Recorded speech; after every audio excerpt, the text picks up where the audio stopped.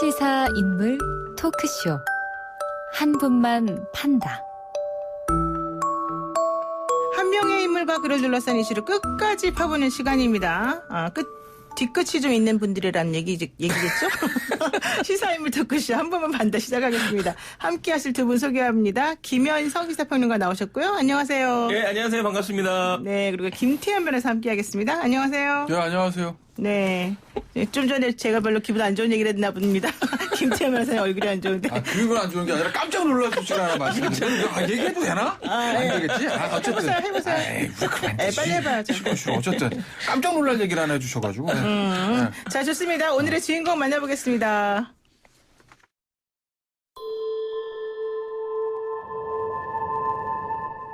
정말 면목이 없습니다. 사죄를 위해서 여러분들에게 엎드려 사죄를 구하겠습니다. 이것은 너무나 재앙입니다. 하나큰 재앙입니다.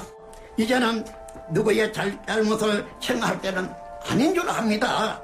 음성인가 뭐라고 하는데 나는 음성도 잘 몰라요. 매년 10월달 되면은 제가 독감 주사를 예방 주사를 맞습니다. 왜냐하면은 그래 독감 이런 거 걸리면은 사람들을 만나 접촉하면 안 될 것 아닙니까? 조용합시다. 조용. 우리는 다 성인입니다.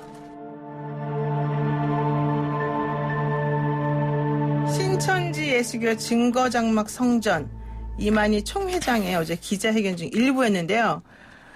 우리는 먼저 서민입니다. 조용히 하세요. 예, 마지막에 제가 들은 얘기네요. 자, 어제 기자회견 두 분 어떻게 보셨습니까? 저는 그냥 되게 웃기게 봤는데.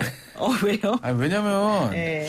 이거, 뭐, 신천지 교인들 들으면 되게 신천지 기분 나쁠 지금 것 같은데요? 그냥 네. 이거 아니라도 다 기분 나쁠 거예요, 지금, 신천지 교인들은. 네. 그죠? 근데, 그니까, 어찌됐든 간에, 저는 이게 뭐, 예를 들어서 기성 종교에서 뭐 이단 무슨 이런 얘기들 하잖아요. 저는 그건 잘 몰라요. 그러니까 저는 기독교 쪽에다 지식이 없기 때문에 그걸 제가 판단할 수 있는 그건 없는데 어찌됐건 간에 어찌됐든 하나의 교단이잖아요. 그 교단의 교주입니다. 근데 우리가 생각할 때 교단의 교주라고 하면 뭔가 이제 엄청난 권위와 엄청난 그 포스와 카리스마와 뭐 좀 이런 것들 예를 들어서 나와서 얘기를 하더라도 뭔가 권위가 있고 우리가 그 말에 동의하지 않더라도 말 자체가 논리가 있고 좀 그럴 거라고 저는 생각을 해왔는데 근데 뭐 나이가 좀 있어서 그런지 몰라도 뭐 우리가 뭐 독감 예방 주사를 맞지 않으면 무슨 뭐 콜레라 코로나냐 뭐 음성이 뭔데 뭐 이걸 보면 뭔가 좀 제가 생각했던 거는 좀 다르다.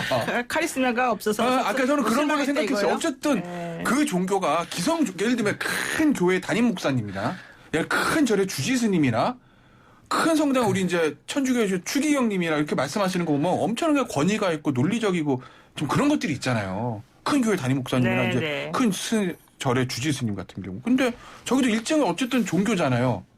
뭐 네. 기성 기독교에서는 뭐 이단 이런 얘기를 하지만 어찌됐건 간에 신도도 많고 근데 거기에 교주라고 보기에는 좀 신천지 교도분들이 기분 나빠서 전화할 것 같은데 전화를 오늘 꺼내시는 게 내 느낌이 그렇다는 거예요. 네, 좋습니다. 자, 김현석 평론가는 어떻게 보셨어요? 밖으로는 재림 예수 그리고 네. 이제 영생 불사 뭐 이게 절대 죽지 않는 분이잖아요. 이분은.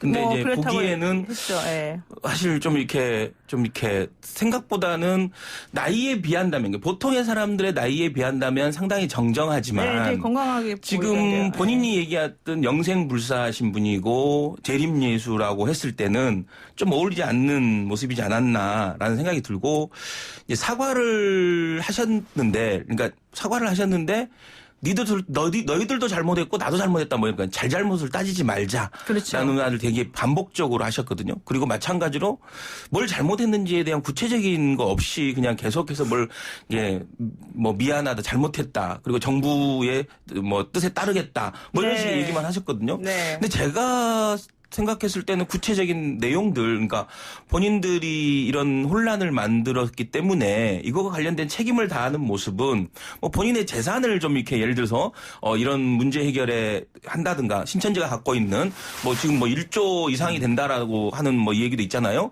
네. 그러면 뭐 그런 어떤 일부를 좀 이렇게 사회에 환원해서 이 문제를 해결하는 데 쓴다든가 아니면 얼마 전에 어제 이제 이낙연 전 총리가 얘기했듯이 신천지가 가지고 있는 센터나 신천지가 가지고 있는 교회 이런 어떤 예배 보는 곳을 일본 신천지 경증 환자들을 치료하는 이런 공간으로 내놔야 된다. 뭐 이런 식의 얘기도 했잖아요. 그러면 네. 뭐 그런 어떤 대안적인 어떤 모습들이 전혀 없이 그냥 호통치고 그리고 잘잘못은 따질 때가 아니다 하고 그다음에 정부의 뜻에 따르겠다. 뭐 이런 식의 얘기는 뭐 상당히 많이 실망을 줬던 것 같아요. 그러니까 아무 의미가 없는 내용이긴 했어요. 네, 내용 자체. 알맹이가 너무 없는. 그러니까 이런 얘기, 그러니까 저도 이제 신천지 모르죠. 저희가 어떻게 네, 알겠어요. 네. 근데 저 신천지 연구하신 분들 좀 아시는 분들한테 제가 얘기를 들어보면 제가 며칠 전 그런 얘기를 한번 들었었거든요. 그러니까 어떤 분 말씀하시길 본인이 연구하고 알기로는 파악한 바로는 신천지의 진짜 실수가 지금 이만희 총회장이 아니다. 거기 뭐 12개 지파가 12개 지파라고 그러잖아요. 뭐 그렇죠. 무슨 파 각 지역별로.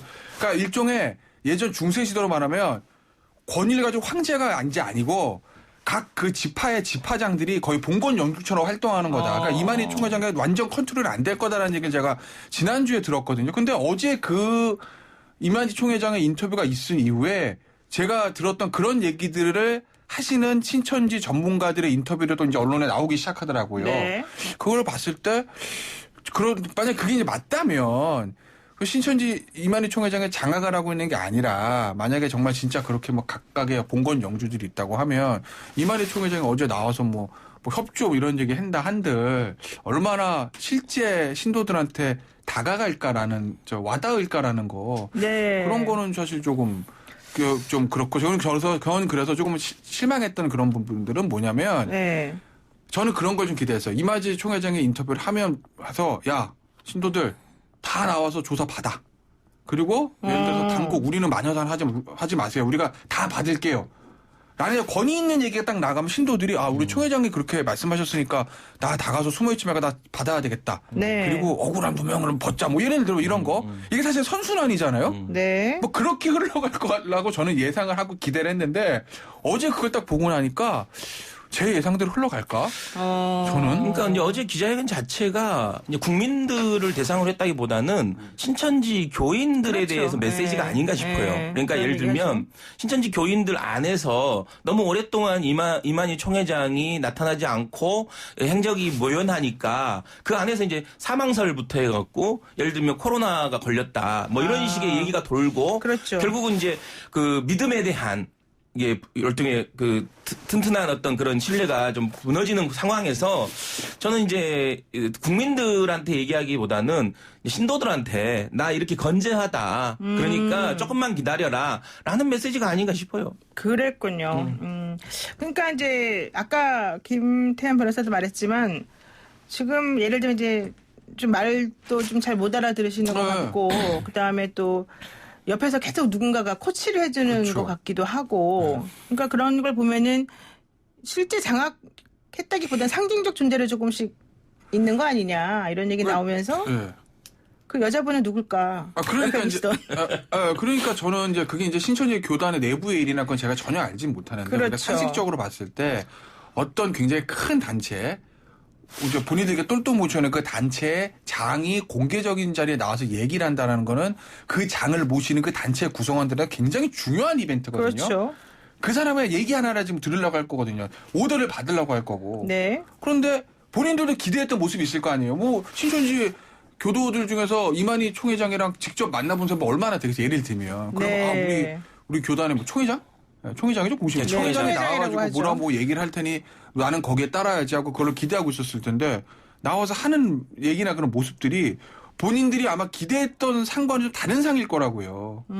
그러면 그 신천지 교회에서 뭐 내부에서 이만희 총회장의 뭐 권위가 떨어지고 뭐 아까 제가 주소 들은 대로 12개 지파가 뭐 본건 연주고 뭐 그거는 본인들끼리 일이니까 저희들이 상관할 건 아닌데 네. 우리가 중요한 건 네. 그 총회장의 말 한마디를 듣고 신도들이 이제 지금 뭐 다 완벽하게 파악은 안 되는 거다. 뭐 숨어있는 신도들도 있다라는 얘기들이 있잖아요. 네, 네. 그 신도들이 나와서 자발적으로 방역을 받게 하는 게 중요한데 지금 우리 국민에게 중요한 그거지 네. 내부적인 일들 뭐 알아서 하는 거죠. 그럼 우리가 상관할 바가 아니잖아요. 지금 그게 네. 그런 선순환이 될까라는 약간의 그런 걱정들? 걱정이 있군요. 지금 그 문자 주신 분들 조금만 소개를 해드리면 7989 쓰시는 분께서요.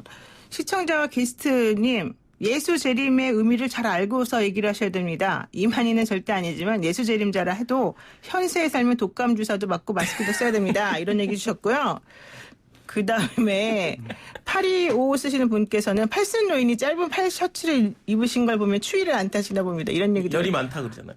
그런 얘기도 하셨고 그 다음에 6635 쓰시는 분께서 어제 신천지 교주가 보여준 언행은 자기 변명이고요. 미안한 게 아니라 미안한 척 하는 것 같던데요. 이제 이런 얘기를 주셨습니다. 지금 그래서 이 신천지 교주 혹은 총회장 이분과 관련된 얘기들이 지금 많이 나오고 있는데 이거 하나 여쭤볼게요. 그러면은 그 박근혜 전 대통령 시계 뭐 어제 계속 실검 1위였기 때문에 나오는 얘기인데 이게 뭐 가짜다 진짜다 뭐 이런 얘기 나오죠. 어쨌든 진짜든 가짜든 그 시계를 차고 난 의도가 있을 거잖아요. 의도가 뭘까요? 뭐 저한테 물어봐요. 곤란하네. 아니, 두 분 모르지 내가 어떻게 나오셨으니까. 알아요? 그러니까- 근데 저는 어저께 그 장본 보면서 속으로 그 생각이 들었어. 아니 저 시계도 말대로 하필이면 저걸 차고 나왔대. 그러니까 일부러 나왔겠지. 그렇게 된다면. 왜 하필이면. 뭐 시계가 많은지 모르겠지만 어쨌든 일단은 시계를 차고 나온 이유가 있지 않겠습니까? 그러니까 지금 보면 네. 28일 날 일제 미래통합당인가요?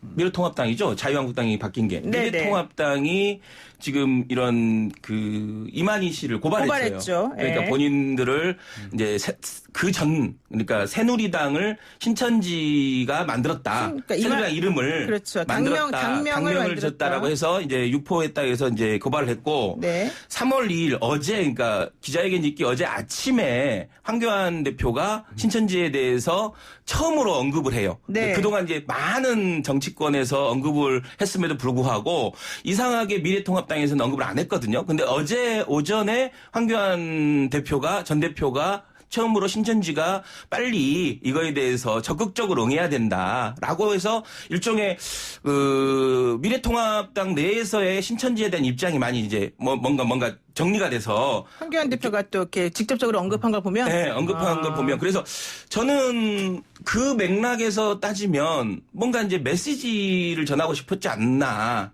그러니까 예를 들면 이만희 총회장이 그렇죠. 이만희 총회장이 누구에 대해서 무슨 메시지를요? 그러니까 지금의 야권에 대해서 네. 이제 이런 식으로 내가 연관이 있고 너희들하고 이제 크게 알고 있는 부분이 있으니 나 혼자 죽지는 않을 수 있다. 그러니까 너희들이 그러니까 일종의 그 이상하게 야권의 그러니까 미래통합당의 태도가 28일부터 바뀌는 순간에 네. 기자회견을 하겠다 그러고 결국은 또 그 부분에 대해서 기자회견을 실제로 해요. 그래서 이건 어떻게 보면 네. 야권에 주는 메시지가 아닌가. 야권해주는 메시지다. 그렇죠. 너희들도 오. 똑같이 이렇게 신천지 책임론이나 신천지의 문제에 대해서 같은 보조를 하게 된다라면 내가 알고 있을 수 있는 이게 저는 뭐 뭔가 있을 수도 있다라고 저는 보거든요. 네. 근데 내가 알고 있는 부분을 이제 대외적으로 정확하게 얘기하겠다라는 어떻게 보면 신호, 시그널일 수 있겠다라는 생각은 좀 근데 들더라고요. 그건 매우 위험한 발언 아닙니까? 김현석 평론가님 네? 그렇게 말씀하시면 매우 위험할 것 같은데. 아니, 그게 난 신천지의 지금 이만희 총회장이 네. 충분히 뭐 그런 역대 그런 정치권과의 관계들이나 이런 뭐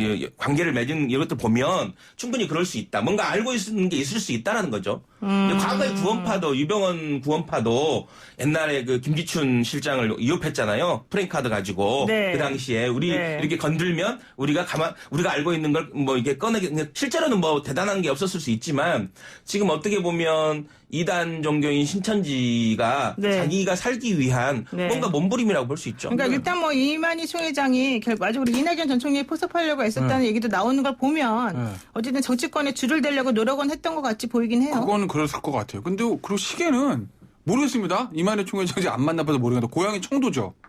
아마 그죠. 그 청도죠. 네. 청도 CK죠. CK잖아요. 그쵸? 본인의 네. 고향 출신 박근혜 전 대통령 좋아하겠죠 뭐. 그래서 찬 거 아닐까? 저는 그냥 단순하게 그러니까 보고 왜냐면 그쵸? 왜냐 그렇게 아주 유치하게 메시지를 하진 않았을 거예요. 네. 그렇잖아요. 네. 예? 왜냐면은 상식적으로 뭐 고향이 청도기 때문에 뭐 아무래도 이 호남을 베이스라는 김대중 노무현 문재인 덴터도 이 라인보다는 네. 박근혜 이명박 요 라인을 좋아할 수밖에 없을 거예요. 정치 성향으로 고향이 그쪽이니까. 뭐 그래서 네. 그냥 박 전 대통령 시계 찾지 않았을까 그냥 그 생각 해봤고 네. 정치권에 대한 메시지는 사실은 저는 어디서 읽었냐면 그 그러니까 말씀하신 그 기사가 토요일자 기사 나왔을 거예요. 그럼 상식적으로 이낙연 전 총리를 포섭하려고 그랬을 정도면 현 여권, 현 야권 다 가릴 것 없이. 포섭의 길을 왜냐하면 모든 단체가 로비를 여야 가리지 않습니다. 진보 보수 왜냐하면 정치자 그러면은 여야 다 약하니까. 네. 그리고 그 수많은 신도 그렇죠. 표가 많으니까 표 약하니까. 24만 명. 그냥 상식적으로 얘기하면 본사는 TK가 맞을 거예요. 청도가 고향이. 그런데 청도, 과천. 신도수로 말하면 뭐 광주 지파가 또 제일 많거든요. 아, 네. 그래요? 아니 그럴 그렇죠. 거예요. 예. 광주가 좀 많죠. 제일 많아요. 그거 보면 표와 돈이란 걸 생각하면 여야 보수 진보 가리지 않고 다 약할 수밖에 없어요. 그러니까 이낙연 전 총리만 포섭하려고 그랬겠어요? 다른 현 여권의 유력 현 야권의 유력 다 문어발처럼 힘을 미쳤을 건데 저는 정치권에 대한 그 메시지를 어디서 읽었냐면 네. 일요일 날인가 보다. 아침에 호소문 나왔죠. 네. 맨날 김모어란 대변인이 유튜브에서 나와가지고 뭐 하다가 처음으로 호소문 나왔잖아요. 네. 그 호소문에 전 제일 주의 깊게 봤던 게 첫 문장. 내용은 그냥 뭐 뻔한 내용이에요. 마녀상하지 마십시오. 우리 열심히 방역 네. 받을 거예요. 뭐 이 얘기인데 모든 호소문에 보면은 대부분 누구에게라는 수신인을 대부분은 어디다 합니까? 원래 국민들에게요. 국민 여러분께. 여러분, 저희에 네. 대한 마녀상은 멈춰주세요. 저희 열심히 똑같은 국민입니다. 저희 방역 잘 검사 받을 거예요. 이렇게 나가야 되는데 수신인이 누구냐면 국회의원 여러분, 지방자치단체장 여러분, 정치 지도자들이에요. 국민에게 국민은 하든지, 필요 없다 이거예요, 그 사람들은? 국민에게 하든지 아니면 차라리 대통령에게 가는 게 맞아요. 대통령을 우리 살려주세요. 네, 네. 이게 맞을 건데 그게 아니라 여야 국회의원, 지방자치단체장, 즉 정치 지도자고 이거 뭐지? 날카로우시네요. 저는 그걸 보고 이게 여야 정치인들에게 가는 메시지가 아닐까라는 그런 약간 이게 무슨 약간 비컷 뉴스일 수도 있는데 이게 황색 언론일 수도 비컨뉴스 있는데 같긴 한데 최 미사님께서 김태현 그런 생각이 변호사님 오늘은 들더라니까. 준비 많이 하고 오셨네요. 이런 거. 원래 많이 하는데 내가 모르는 게 어딨다고? 김여사 평론가님은 준비 많이 하신 것 같은데 김태현 변호사님 아니었는데 오늘은 좀 괜찮습니다. 원래 많이 해요. 저는 그런 근데 생각이 어쨌든 들었어요. 날카로우십니다. 그런 그럴 수 메시지. 있겠네요. 근데 자 그러면 질문 여기서 저의 상식적인 질문. 신천지는 이런 식으로 정치적으로 접근을 해서 무엇을 얻고자 했을까요? 그러니까 보면 이제 신천지 최근 나온 거 보면 과천시장 선거에 뭐 개입하려고 했다. 네. 뭐 이런 얘기 있잖아요. 과천 얘기 나오더라고요. 그러니까 네. 이제 신천지의 그 고향을 그러니까 그 이만희 총회장의 고향은 청도일지 몰라도, 청도지만 예. 실제 실제 신천지라는 종교의 일종의 발원지라고 볼 수 있는 데는 과천이에요. 그러니까 뭐 성전 내막 본부가 과천이잖아요.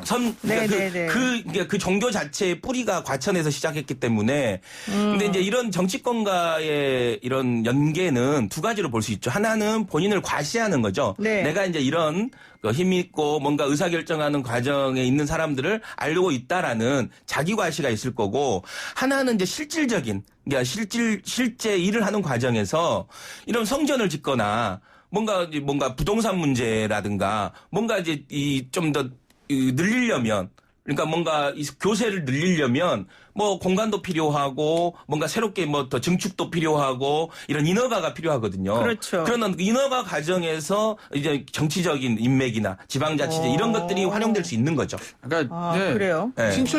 제가 신천지의 총회장이라고 해도 어떤 형태로든지 정치권을 로비하려고 할 수밖에 없어요. 그건 본능입니다. 왜냐하면 교세가 커졌어요. 신도도 많아요. 돈도 많아요. 네. 그런데 정통 기독교에서는 이단이라고 그래요. 네. 그러면 그러니까 제가 잘했다는 게 아니고 오해하시면 안 돼요. 말 잘해야 됩니다. 네. 본인들 입장에서는 뭔가 보호막을 치고 싶을 거예요. 네. 뭔가 우리가 위기에 닥쳤을 때 우리를 좀 뒷배가 돼줄 수 있는 사람들. 그렇죠. 네. 그래야 정통 이 기독교와의 어떤 이걸 싸움이라고 그래야 되나? 뭔가 이렇게 좀 맞설 수 있는 게 생길 거라고 볼 거라고요. 그러면 어디겠어요? 정치권이에요. 근데 아까 말씀드린 대로 정치권은 항상 돈에 취약합니다. 그렇죠. 네. 정치권과 조직에 그러면 취약하죠. 돈이 근데 그쪽으로 갔을 돈과 거라는 이 거예요? 종교단체의 돈은 네. 세금에서 끄는 게 아니잖아요. 현금이잖아요. 네. 티도 안 날 거예요. 네. 그리고 더군다나 신도들이 있으니까 표가 됩니다. 그렇군요. 더군다나 이 신도들은 총회장의 말 한마디에 잘 일사불란하게 움직이는 신도들이에요. 네. 돈과 표. 이건 정치권이 취약할 수밖에 없는 그렇죠. 거죠. 그리고 또 하나 언론계에도 저는 작업을 했을 거라고 봐요. 기사 잘 나가야 되잖아요. 네. 그렇지 않습니까? 언론도 그동안에 뭐 만들었죠. 언론에서 네, 그렇게 그러니까. 썩 우호적인 기사가 나온 것 같지는 않은데. 근데 언론도 만들었죠. 저는 안 찾아봐 모르겠는데 제가 만약에 여기가 그랬는지 안 그랬는지는 단정할 수 없으나 제가 만약에 신천지 같은 큰 그런 교단을 가지고 있는 교주라면 네. 그렇게 했을 그러니까 거다. 내가 이만이라면 이런 예. 얘기군요. 예. 그리고 그게 아주 비상식적인 게 아니고 그들의 이해관계를 위해서라면 그렇게 했을 가능성이 높고 거기에 뚫린 여야 정치인들이 현역이 있는지 제가 좀 모르겠으나 떨고 있을 수도 있다 이렇게 보세요. 있을 수도 있다 저는. 지금 7507님께서요. 대단한 추리입니다. 형사반장님 같은데요. 저도 공감합니다. 이런 그죠? 얘기 아, 보내셨고 제 얘기는 다 공감이 돼요. 7260 쓰시는 분은 애청자분들 헷갈리지 않게 팩트만 말씀하세요. 이렇게. 팩트는 제 기자분들이 하는 거고 저희는 팩트 플러스 오피니언. 네, 그렇지 않습니까? 네, 오피니언. 자, 오피니언 안 할 거면 이 자리에 있을 필요 없죠. 맞습니다. 우리가 기자들 아니니까 네, 일단 그렇게 봐주시고요. 자, 좋습니다. 얘기 좀 다른 걸로 한번 해볼게요. 신천지에서 사실은 원래 김남희 씨라는 2인자가 엄청난 영향력을 행사하고 있었다는 거예요. 이제 뭐 실제 법률상 부인인지 모르겠지만 어쨌든 간에 이제 부인으로 있었다는 건데 이분이 갑자기 2017년도에 나옵니다. 그러면서 이만희 총회장을 총 공격하기 시작하죠. 이 사기꾼이다 이러면서 재산 다툼도 있고 이거 뭡니까? 그러니까 김남희 씨의 주장에 의하면 네, 주장은 정확히 뭐였죠? 본인이 네. 그 강남의 센터장으로 있을 때 네. 본인이 이제 재력이 있다는 걸 알고 이만희 씨가 접근을 해서 매번 뭔가 일이 있을 때마다 뭔가 돈을 요구했다. 네. 그때마다 어찌됐든 그 당시 총회장이었고 본인은 센터장이기 때문에 적극적으로 예를 들면 줬고 이제 그 과정에서 이제 사실혼 관계까지 가게 된 거죠. 네. 그래서 이제 예를 들면 아주 거창한 결혼식을 해주겠다고 그래서 실제 신천지의 가장 큰 행사에서 마지막 피날레에 두 사람이 부부로 등장하는 왕과 왕비 뭐 이런 식으로 등장하는 세레모니까지 하게 되죠.